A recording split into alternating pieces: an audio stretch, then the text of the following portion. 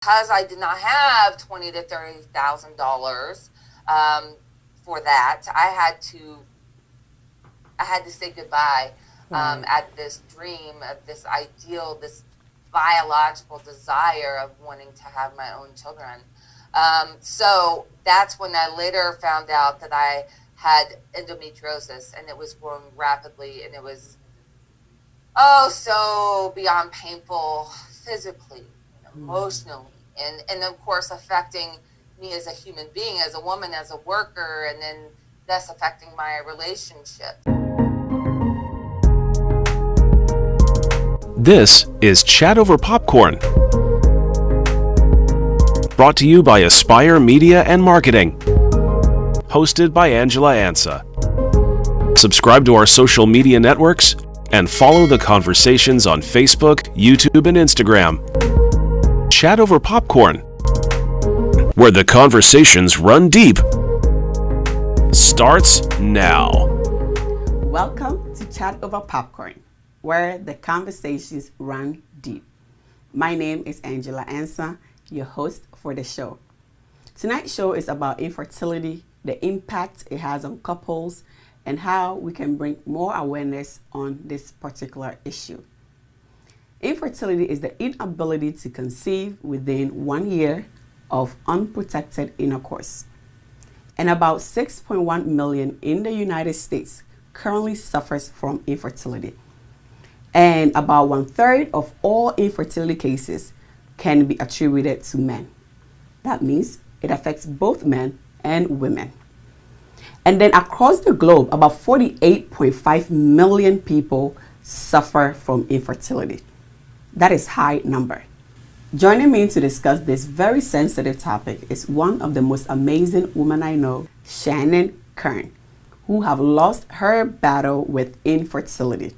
Shannon has about 25 years of experience mobilizing positive change in people and in organization. She is the president and co-founder of Uplift US, a nonprofit organization that provides free resources to the needy, particularly the homeless population. Shannon, welcome to Chat Over Popcorn. Thank you very much, Angela, for having me. I appreciate the opportunity to discuss something that we don't really get an opportunity to talk about in society. So I really enjoy being here with you today. I am excited that you chose to come on this platform to tell your story. So thank you. Thank you. Obviously, there are two types of infertility out there, the primary infertility and then the secondary infertility. Why don't you talk to us about what your particular journey with infertility has been? Yes. So I experienced primary infertility. But I do know a girlfriend who recently opened up to me about her experience with secondary infertility. And she has a preteen now, and she had this desire to keep expanding her family, but unfortunately, they were not able to do that. And something that my partner, my boyfriend Elvin, and I learned in the most recent clinic was that when we sat down with the doctor and he was reviewing all of the medical records and trying to figure out what are our next steps, he taught us something. He said that Elvin, would need to be tested too, because some of the issue may be coming from him, even though I've got these diagnoses on file. And we looked at each other and said, well, how could that be? He's had 2 children, and things can change over time. So even if we may be fertile for a period of time, doesn't mean that that stays with us. Right. So that's pretty much what I've experienced and seen on both types of infertility. So some infertility can be attributed to whether it's environmental factors or genetics. Right. What caused your infertility? So the first couple of rare diagnoses were genetic. and went through a surgery and went on for more testing. And then later I was diagnosed with another condition, which may have been genetic, may have been environmental, but that wasn't there with the initial testing. So clearly we need a lot more research and a lot more data on what more these environmental impacts are and these environmental factors, because there could be a lot that we can do as a society, as a population, in preventing some infertility. And so we really need to be prioritizing that from a public health perspective. So I know you shared with me that you had hysterectomy, but Yes. prior to having that hysterectomy, what other fertility treatment did you seek to correct the issue?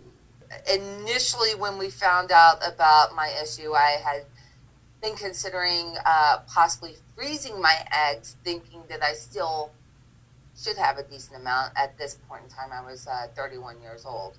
But come to find out, I had a very rare ovarian reserve. Basically, at this point, looks like I may have no eggs left. I also had an endometrium septum. So I had that removed, so that way, if and when I were to get pregnant, I would be able to carry the baby. And so, lots of testing and prodding and you name it. And so we ended up moving to Colorado from Maryland and followed up with a new fertility specialist. And that's when we learned how much this potential treatment would cost. And so for me, only in vitro fertilization, IVF, would work possibly with a very, very, very slim, very low chance of having any success with it. Maybe had I found out about the issue before, I may have had a little bit more time, but who knows? So because I did not have $20,000 to $30,000 for that, I had to say goodbye at this dream of this ideal, this biological desire of wanting to have my own children. So that's when I later found out that I had endometriosis, and it was growing rapidly, and it was so beyond painful physically, emotionally, and of course affecting me as a human being, as a woman, as a worker, and then thus affecting my relationships. And so I ended up having a hysterectomy earlier this year, and it was a success. The pain is gone. But it really forced me, after 9 years on this journey, long journey, and was very, very hard, many years of crying and coping. But I did not freeze my eggs, I did not do IVF, and it really comes down to cost. So the IVF treatments is not, as far as the success rates, varies from couples to couples. So That's your decision to forego the treatment and go ahead with the hysterectomy, which is a more permanent solution, was because it was just very low chance and it cost $20,000 to $30,000. That's right. Did your insurance help offset some of the costs at all? Even though I have just the most amazing insurance, which is an anomaly these days, and it's the first time I've ever had really great insurance, so I've used it.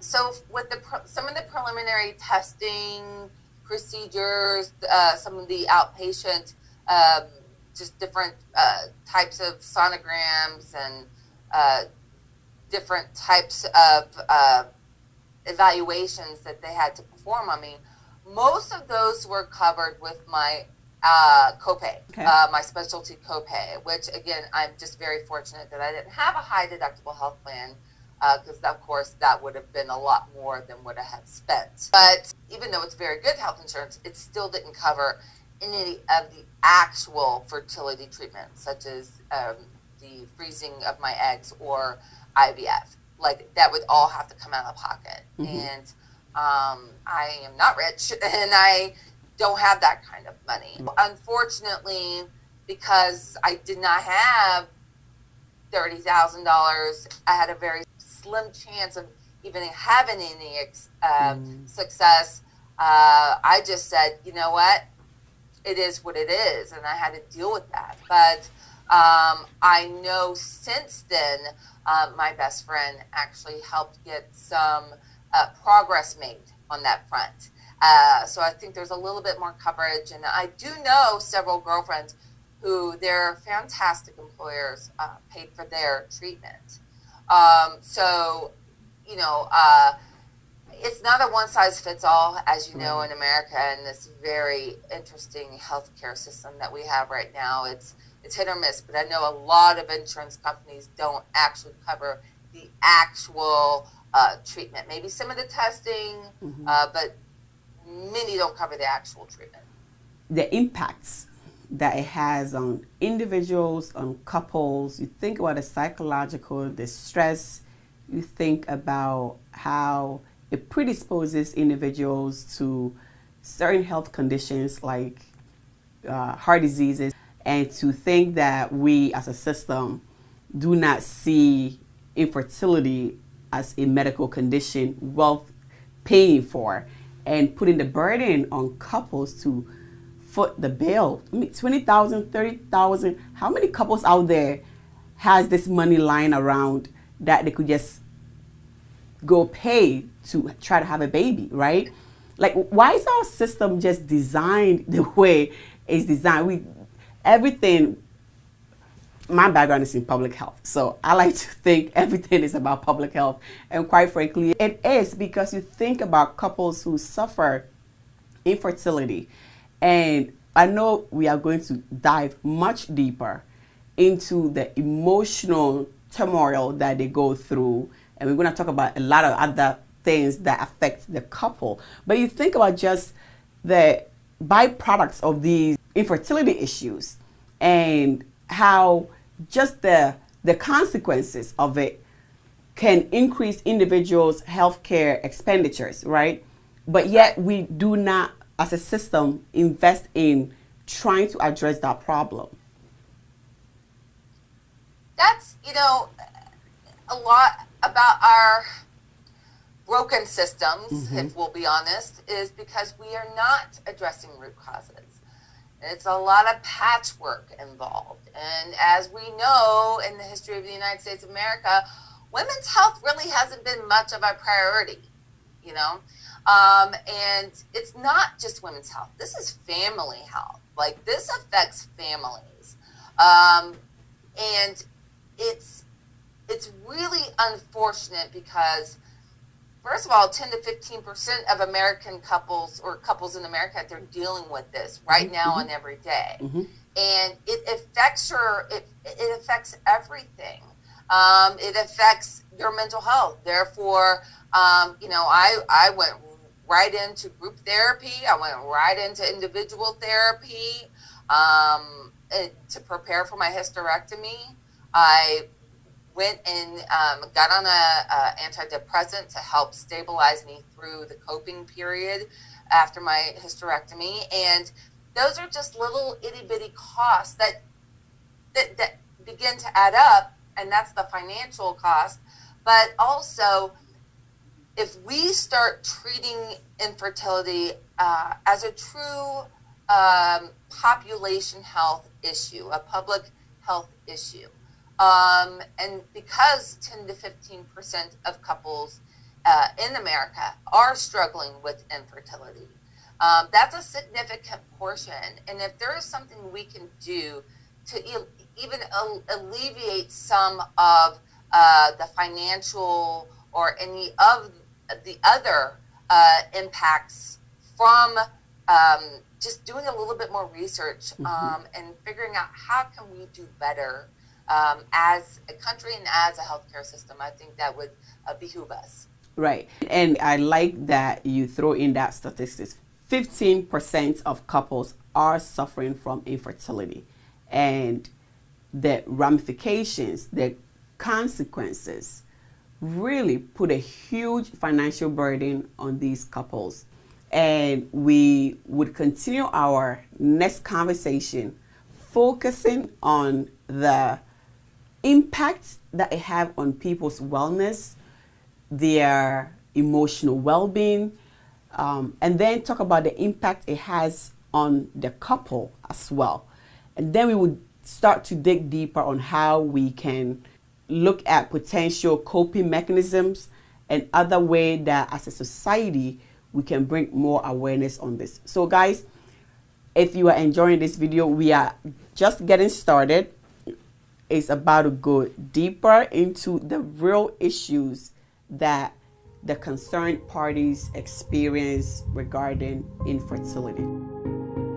Thank you for watching this episode. To continue with the conversation, subscribe to our YouTube channel and click the bell or notification button to be notified every time new videos get uploaded. Also, click thumbs up to like the video and follow our Instagram and Facebook pages to catch up on all the conversations.